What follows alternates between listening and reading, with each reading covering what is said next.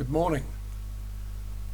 Today, on this fourth Sunday of Easter, I would like to take time to reflect on how we might listen to God's voice in what for most of us is a time of reduced contact, where the noise of everyday life is reduced and where the relative stillness of life allows us to hear things that often get drowned out by the busyness of our lives. I'm going to read a portion of the Gospel reading set for today, which comes from John's Gospel, chapter 10, and verses 1 to 5, which is one of Christ's parables. Very truly, I tell you, anyone who does not enter the sheepfold by the gate, but climbs in by another way, is a thief and a bandit. The one who enters by the gate is the shepherd of the sheep. The gatekeeper opens the gate for him, and the sheep hear his voice. He calls his own sheep by name and leads them out.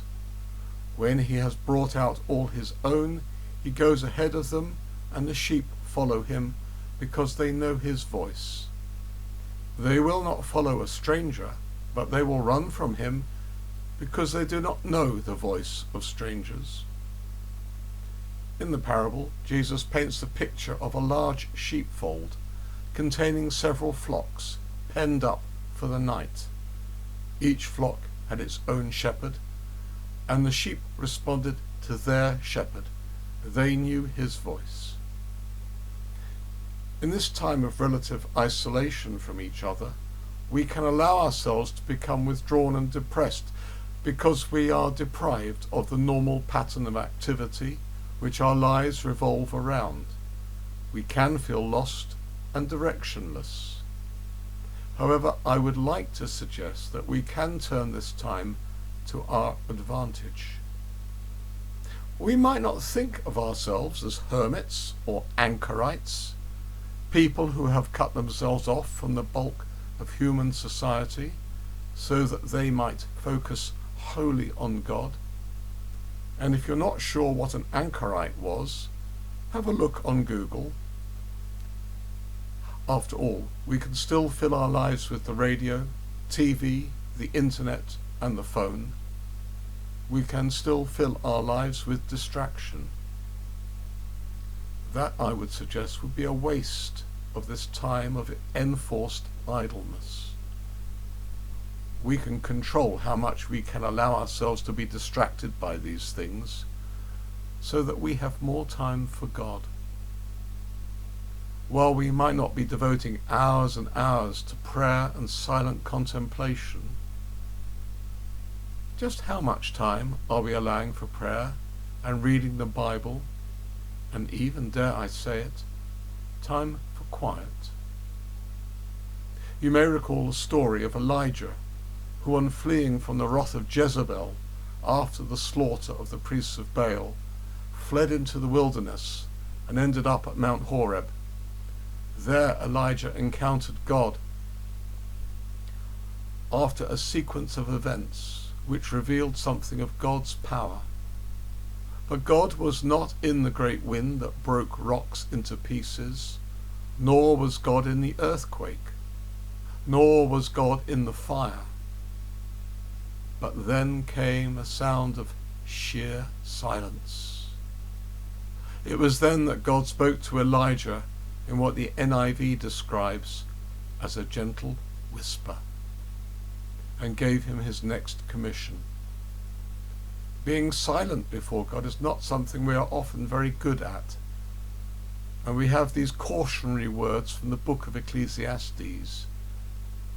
Guard your steps when you go to the house of God. To draw near to listen is better than the sacrifice offered by fools, for they do not know how to keep from doing evil.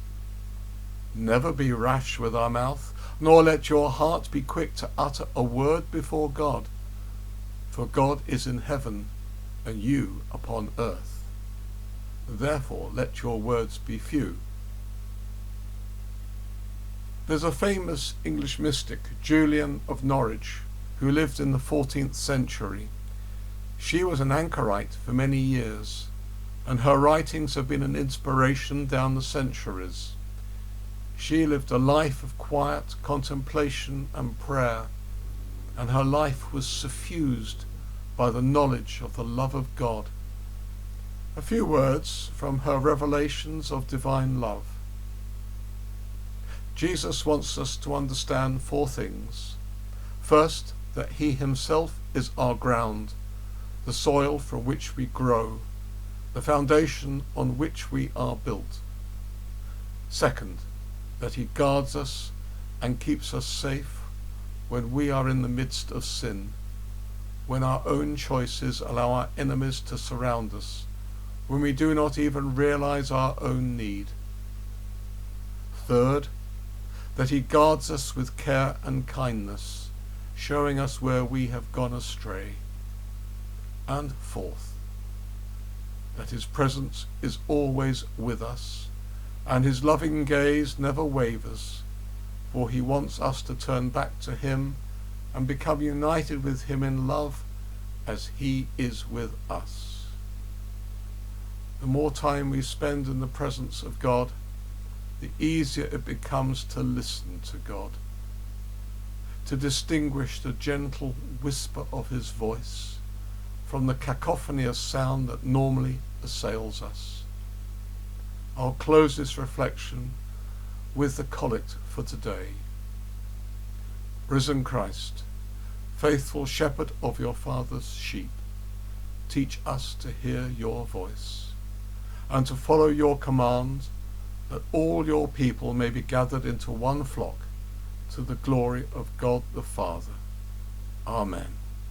May the Lord bless you this day. Amen.